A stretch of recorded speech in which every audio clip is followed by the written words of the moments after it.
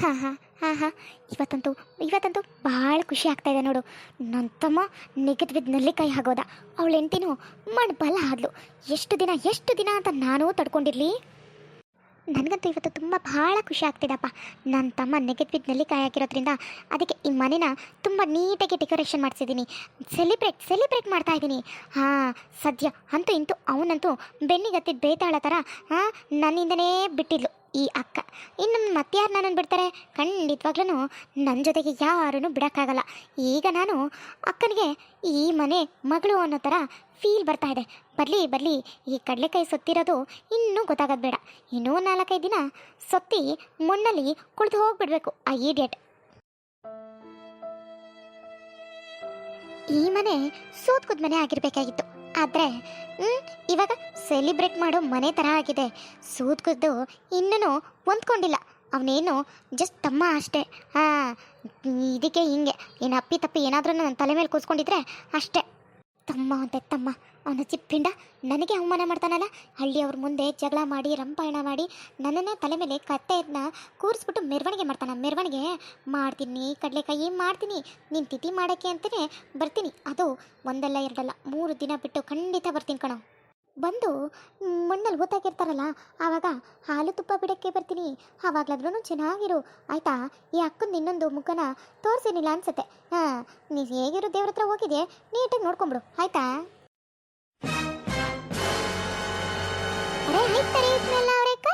ನಿಮ್ಮ ಮನೇಲಿ ಯಾರು ಕಾಣಿಸ್ತಾನೆ ಇಲ್ವಲ್ಲ, ಎಲ್ಲೂ ಹೋಗ್ಬಿಟ್ರು? ಅಮ್ಮ ಅಮ್ಮ ಅಮ್ಮ ಅಮ್ಮ, ಅಯ್ಯೋ ಹೋಗುತ್ತಾಗೆ. ಹಾಂ, ರಾಣಿ ರಾಣಿ, ಎಲ್ಲಿದ್ಯಾ ರಾಣಿ? ಇವಳಚ್ಚಿ ಇವಾಗಲೇ ಬರಬೇಕಾಗಿತ್ತಾ? ಎಲ್ಲೋ ಹೋಗಿದ್ಲು ತಾನೆ. ಇವಳಿಗಂತೂ ಒಂದು ಸಣ್ಣ ಸುಳಿವು ಸಿಕ್ಕೋಗ್ಬಾರ್ದು. ಹಾಂ, ಈ ರಾಣಿಗೆ ಸಿಕ್ಕಿದ್ರೆ ಅವಳೇನು ಜಾಸ್ತಿ ತಲೆ ಕೆಡಿಸ್ಕೊಳ್ಳಲ್ಲ. ಆದರೆ ಕಮಲ ನಮ್ಮ ಮೇಲೆ ಅನುಮಾನ ಅಂತೂ ಇಲ್ಲ.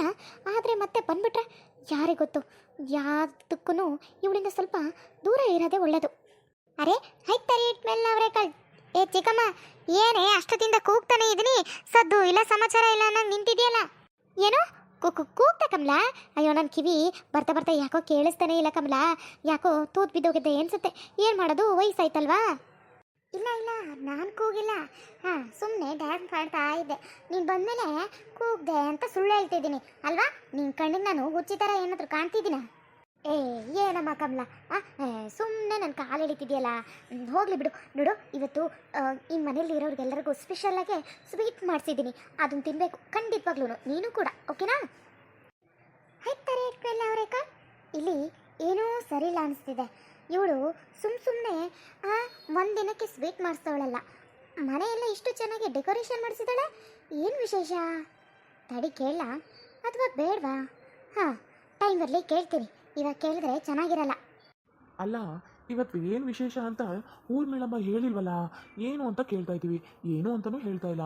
ಈ ಏನಪ್ಪ ಮಾಡೋದು, ಸುಮ್ಮನೆ ಸ್ವೀಟ್ ಮಾಡು, ಮನೆ ಡೆಕೋರೇಷನ್ ಮಾಡು, ಹಾಗೆ ಹೀಗೆ ಅಂತ ಮಾಡಿಸ್ತಾ ಇದ್ದಾರೆ. ಏನು ವಿಶೇಷ ಅಂತ ಒಂದು ಸ್ವಲ್ಪ ಸುಳಿವನ್ನ ಬಿಟ್ಕೊಡ್ತಾ ಇಲ್ಲ. ಏನೋಪ್ಪ, ಏನು ಗೊತ್ತಾಗ್ತಾ ಇಲ್ಲ. ನೋಡಮ್ಮ ಕಮಲ, ನೋಡು, ನನಗಿರೋ ಇವಾಗ ಖುಷಿಗೆ ನೋಡು, ನನ್ನ ಹತ್ರ ಸ್ವಲ್ಪ ದುಡ್ಡಿದೆ.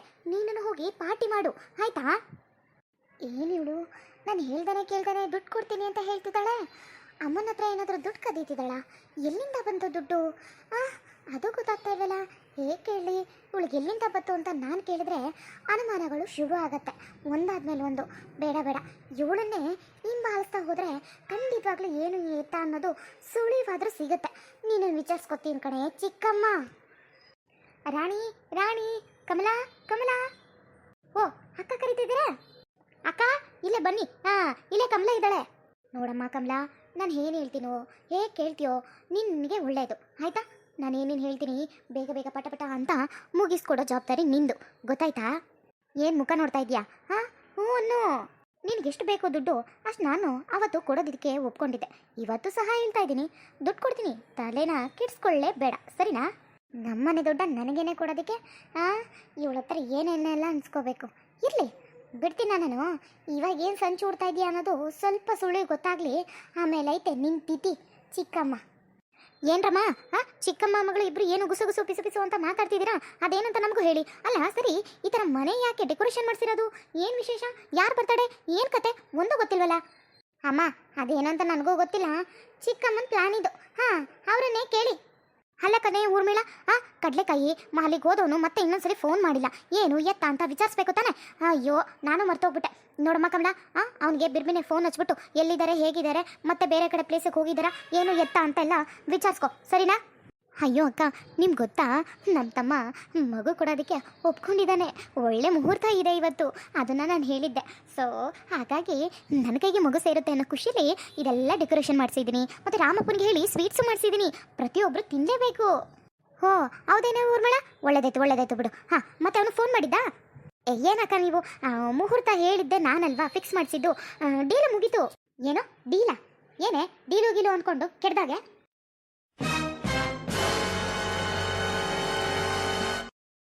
ಅದು ಅಕ್ಕ, ಹಂಗಲ್ಲ, ಮುಹೂರ್ತಕ್ಕೆ ಫಿಕ್ಸ್ ಆಗಿದೆ ಅಂತ ಹೇಳಕ್ಕೋಗಿ ಡೀಲು ಅಂತ ಹೇಳ್ಬಿಟ್ಟೆ.